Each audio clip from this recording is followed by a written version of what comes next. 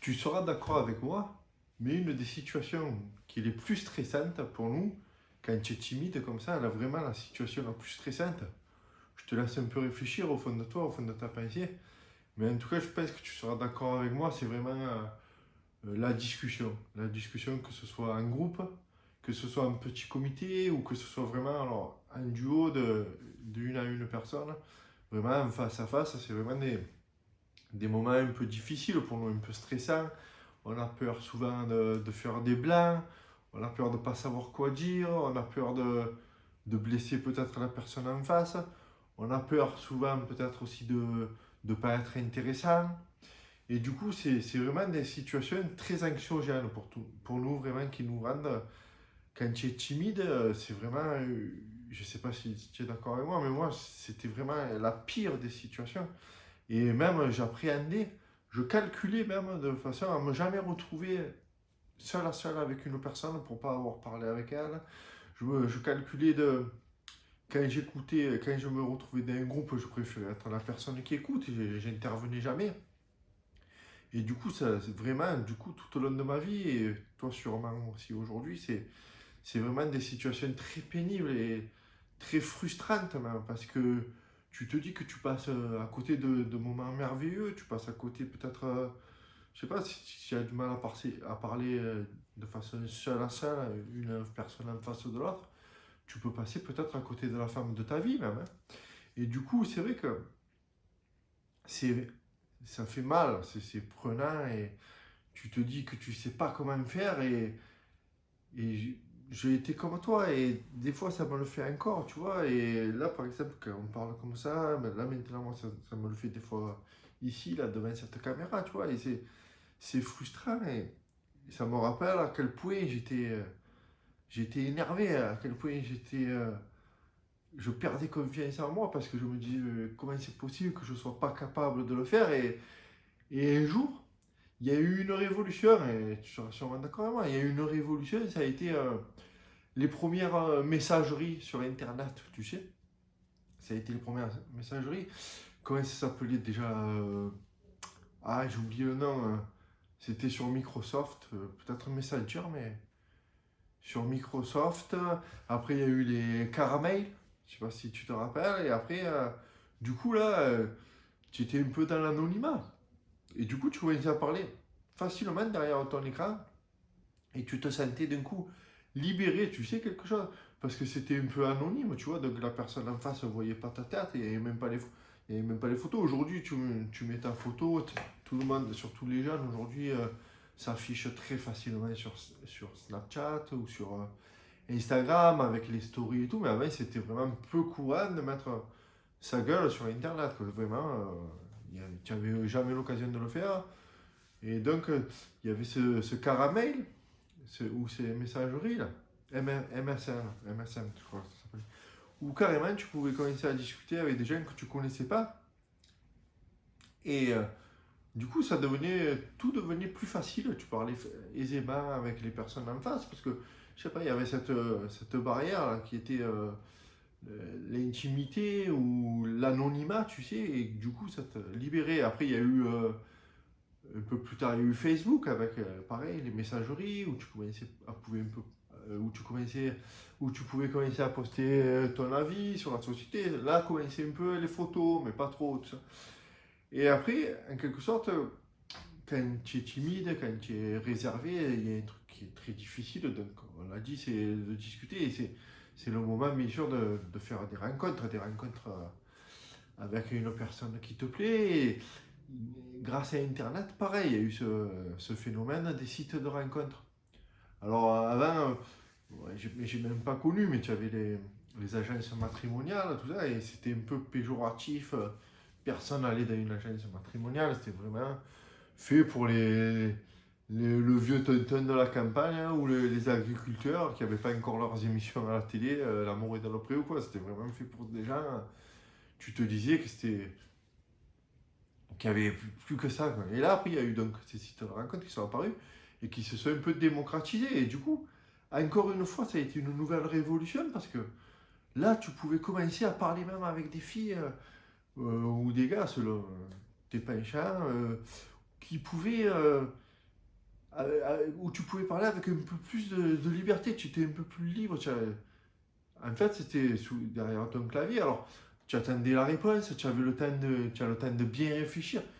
Je dis tu avais, mais encore aujourd'hui, ça existe, ça s'est vraiment développé. Tu as des sites. Et c'est vrai que moi, j'ai participé à l'histoire. Hein, la copine que j'ai actuellement, je l'ai rencontrée là-dessus. Et du coup, c'est vrai que tu avais cette facilité à pouvoir parler, enfin à pouvoir parler entre guillemets, parce que justement, à pouvoir dialoguer grâce à ton clavier ou ton téléphone. Et c'était un peu une facilité que tu n'avais pas à vite réfléchir, à vite sortir les mots, à la peur de bégayer, la peur de rougir, la peur d'avoir les mains moites, de trembler, que tes paroles restent coincées dans la gorge. Tu n'avais pas ça parce que c'était par message interposé. Du coup, tu avais le temps de lire tranquille le message, de pouvoir répondre. Et vraiment, ça a été une liberté. Et c'est là où tu commençais même facilement à ressentir une, un genre d'aisance à parler avec la personne en face. Mais c'était toujours à travers l'écran. Et ça, où je veux en venir aujourd'hui, c'est ça, c'est que c'est vrai, c'est bien, et que ce soit donc Facebook, que ce soit Instagram, que ce soit les sites de rencontres, comme, enfin, je ne vais pas te les citer, il y en a tant et tant, que je ne serais pas capable de les citer, mais bon, il y a les plus connus, hein, tu les connais autant que moi, voilà. Et du coup, c'est vrai que tu crois que c'est magnifique, que tu crois qu'à un fait, hein, tu as la possibilité devant toi de vivre un peu comme les autres, de vivre la vie des autres, parce que tu as ça. Mais ce qu'il ne faut pas oublier, et là, c'est important. Et moi, ça m'est arrivé, donc je veux te mettre en garde sur ça. C'est qu'à un moment donné, il va bien falloir que tu rencontres cette personne en face. Et c'est là le plus dur. Le plus dur, c'est que tu crois que tu as créé quand même un petit lien, une petite amitié ou une petite complicité. Mais le jour où il va falloir que, que tu ailles vraiment en face de la personne pour pouvoir aller à ce fameux premier rendez-vous, eh ben, tu risques d'être démuni, tu risques d'être désemparé et tu risques carrément de revenir complètement à zéro. C'est ça, si tu t'es pas préparé mentalement à vraiment visualiser la chose, tu risques de croire que à une confiance comme ça éphémère, mais qui risque de tomber à l'eau complètement si tu crois que ça va être dans la même continuité que d'avoir parlé sur un clavier. C'est pas du tout pareil. Et là, tu risques de vraiment tomber de haut et de paniquer et de passer pour une personne vraiment que tu n'es pas. Parce qu'au fond, tu étais celle qui parlait à travers, celle qui communiquait à travers l'écran, c'était bien toi. Mais sans cette fameuse timidité, sans cette fameuse anxiété sociale, sans ce filtre que dans la vraie vie, tu n'arrives pas à lever. Là, c'est exactement le contraire que par rapport à Instagram, par exemple. C'est que maintenant, aujourd'hui, sur Instagram, tu peux mettre des filtres, tout ça. Et là, c'était le contraire. Sur les messageries, tu parlais sans filtre et tout. Et d'un coup, tu arrives dans la vraie vie, paf, tu mets le filtre, tu mets un filtre qui te bloque, qui n'est pas représentatif de toi-même. Et ça, c'est très très difficile parce que tu crois que tu crois trop à l'apparente facilité des réseaux sociaux sans te dire qu'au plus profond de toi, ben, il manque quand même ce truc qui va te faire passer dans la vraie vie. Et ça, c'est très important. Et c'est très important d'y penser. Et c'est très important de comment tu vas pouvoir appréhender la chose, comment tu vas pouvoir te préparer à cette future rencontre. Et ça, d'un coup, te retrouver paralysé et bloqué et ne plus pouvoir savoir quoi dire, tu vois. Et donc, pour ça, il va falloir que tu prépares, entre guillemets, ton rendez-vous. Et pour préparer ton rendez-vous, eh ben, il y a des choses très importantes dans la vie à penser. C'est ne pas surjouer ce rendez-vous, c'est ne pas euh, croire que c'est le rendez-vous de ta vie. Non, des rendez-vous, tu vas en avoir un là peut-être, grâce à des réseaux sociaux, grâce à tes sites de rencontres. Mais ne pars pas comme si tu allais rencontrer la femme de ta vie. Pars comme si c'était un peu un jeu, tu vois, où tu allais un peu te découvrir à toi plutôt que découvrir la personne. Oui, tu vas découvrir la personne en face, mais ça va révéler beaucoup de choses sur toi, sur ta personnalité à toi. Ce qui est important, c'est de commencer à jouer avec tes sentiments à toi, à jouer avec tes émotions. Et là, du coup, quand tu vas aller rencontrer la personne vraiment dans la vraie vie, tu vois. Tu vas ressentir des émotions qui te manquaient derrière ce clavier.